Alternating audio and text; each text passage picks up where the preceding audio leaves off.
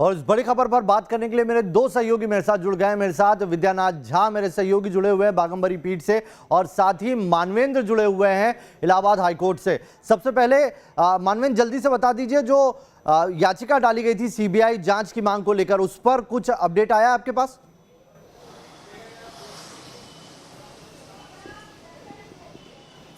जी देखिए, याचिका जो है वो लेटर पिटिशन थी, पत्र के माध्यम से जो सीजे हैं उनको याचिका भेजी गई थी।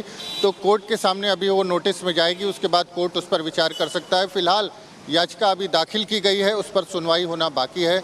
तो जब याचिका पर सुनवाई होगी उसके बाद ही ये तय हो पाएगा कि आगे क्या करना है। लेकिन जिस तरह से सरकार ने एसआईटी बनाई है इस पूरे मामले की जांच के लिए, तो गवर्नमेंट की तरफ से यही पक्ष रखा जाएगा कि पहले ही इस मामले की जांच के लिए स्पेशल इन्वेस्टिगेटिव टीम बना दी गई है जो पूरे मामले की जांच कर रही है। लिहाजा इस मामले में सीबीआई जांच की कोई आवश्यकता नहीं है।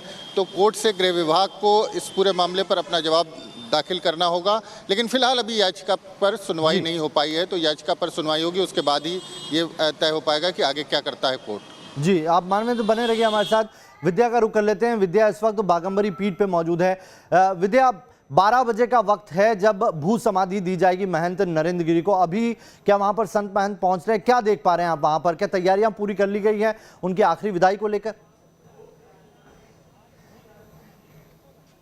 जी बिल्कुल, मैं तस्वीरों के जरिए आपको दिखाता हूं नवेद कि यहाँ पर किस तरीके से तैयारी की गई है। एक तो तस्वीर देखिए, समाधि की ये तस्वीर, जो समाधि तैयार की जा रही है उसकी ये तस्वीर है। और यहाँ पर एक मिट्टी खोदकर समाधि बनाई गई है।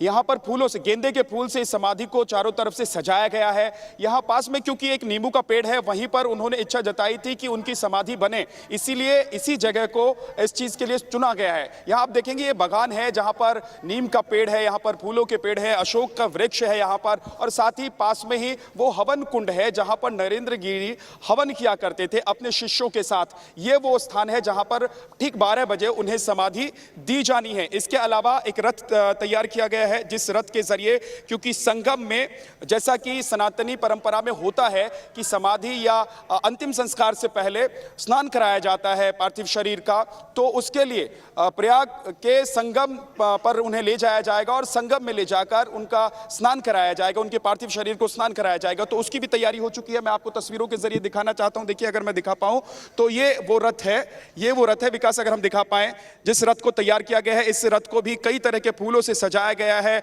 और साथ ही अंदर एक बड़ी सी उनकी तस्वीर लगी हुई है जिसमें उनके नाम के साथ उनको श्रद्धांजलि दी गई है। और इसको अभी तैयार किया जा रहा है क्योंकि कुछ वक्त बचा हुआ है। पोस्टमार्टम के बाद जब पार्थिव शरीर यहाँ पहुंचेगा नरेंद्र गिरी का, तो फिर यहाँ से उनको ले जाया जाएगा संगम के लिए। और उसके बाद 12 बजे, क्योंकि देखिए सनातनी परंपरा में क्या होता है, हर वक्त हर चीज का एक वक्त निर्धारित किया जाता है, तो उसी के अनुसार बड़ी खबर आ रही है, मैं आता हूं आपके पास। बड़ी खबर बता दें आपको, पोस्टमार्टम पूरा हो चुका है। जो जानकारी निकल के आ रही है, महंत नरेंद्र गिरी के शव का पोस्टमार्टम पूरा कर लिया गया है। तकरीबन 2 घंटे का वक्त लगा है। जिस तरह की अभी अगर हम देखें तो पूरे 2 घंटे का वक्त लगा है। बाघंबरी पीठ से एम्बुलेंस के जरिए उनका शव पोस्टमार्टम हाउस लेकर जाया गया था। 5 डॉक्टर्स ने बहुत ही मतलब ये कह सकते हैं 2 घंटे का वक्त लगा। अनिल हमारे साथ जुड़ गए। अनिल, क्या अपडेट? पोस्टमार्टम पूरा हो गया, रिपोर्ट कब तक आएगी?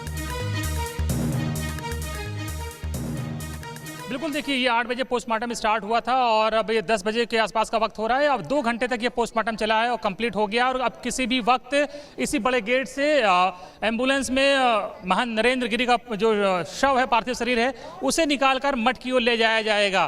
तो देखिए यहाँ पर तमाम सुरक्षाकर्मी तैनात हैं और अंदर जो है वो तैयारियाँ की जा रही हैं शव को बाहर निकालने के लिए। और कुछ ही देर में अब यहाँ से मठ की ओर ले जाया जाएगा क्योंकि पोस्टमार्टम कंप्लीट हो चुका है। और उसके बाद जो तमाम रिचुअल्स हैं उसको कंप्लीट करने के लिए मठ ले जाया जाएगा पार्थिव शरीर।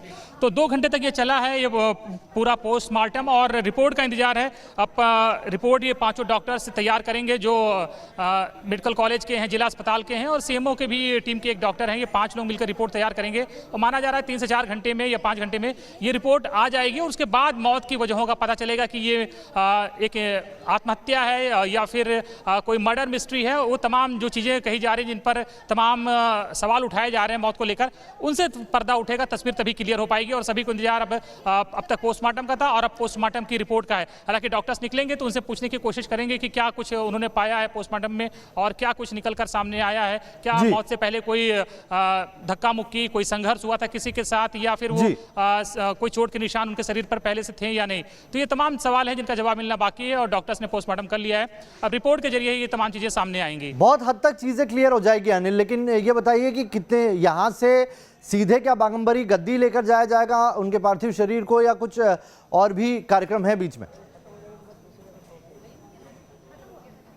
बिल्कुल, यहाँ से बागंबरी मठ ले जाया जाएगा और उसके बाद गंगा तट पर ले जाया जाएगा। जैसा कि विद्या झा बता रहे थे, विद्यानाथ झा, कि रथ तैयार किया गया, रथ पर लगकर उनके पार्थिव शरीर को गंगा तट पर ले जाया जाएगा, जहां गंगा स्नान कराया जाएगा। उसके बाद फिर मठ पर लाकर जो समाधि की प्रक्रिया है उसे पूरी की जाएगी, क्योंकि तमाम जो उनके श्रद्धालु हैं, उनके भक्त हैं और उनके साथ के जितने साधु सन्यासी हुआ करते थे वो सभी वहाँ पर मौजूद हैं इस अंतिम प्रक्रिया में हिस्सा लेने के लिए।